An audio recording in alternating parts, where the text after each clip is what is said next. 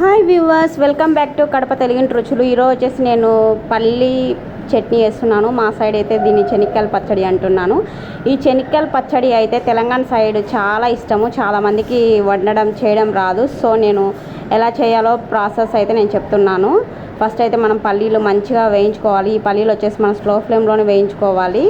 Next వచ్చేసి సరిపడినంత కొద్దిగా ఒక 2 స్పూన్స్ ఆయిల్ వేసుకొని ఫస్ట్ పచ్చిమిరపకాయలు వేసుకొని లైట్గా వేగిన తర్వాత ఆనియన్స్, టమోటాలు ఇందులో వేసుకోవాలి. ఇందులో వేసుకున్న తర్వాత దీంట్లో నేను చింతపండు బదులు మామిడికాయ సీజన్ కాబట్టి మామిడికాయ వేస్తున్నాను.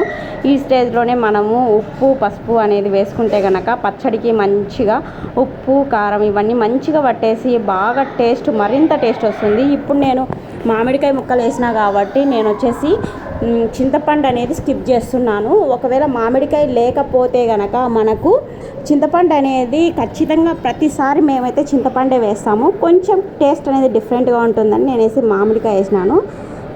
నెక్స్ట్ వచ్చేసి వీడియోలో చూపిస్తున్న విధంగా బాగా స్లో ఫ్లేమ్లోనే వేయించుకోవాలి. వేయించుకున్న తర్వాత ఫస్ట్ అయితే మిక్సీ జార్లో మనం వచ్చేసి పల్లీలు మిక్సీ పట్టుకున్న తర్వాత నెక్స్ట్ వచ్చేసి ఈ మిశ్రమాన్ని అంతా మనం మిక్సీ పట్టుకునేటప్పుడు కొద్దిగా మరీ గట్టిగా ఉంటే పచ్చడి బాగుండదు కాబట్టి వాటర్ అనేది వేసుకొని మంచిగా మిక్సీ పట్టుకోవాలి. రోట్లో దంచుకుంటే మాత్రం ఈ పచ్చడి చాలా బాగుంటుంది. సంగటిలోకి అయితే మాత్రం చాలా బాగుంటుంది. సంగటి చెనిక్కాయల పచ్చడి అయితే ఇంకా చెప్పలేం, కేక్ అన్నమాట.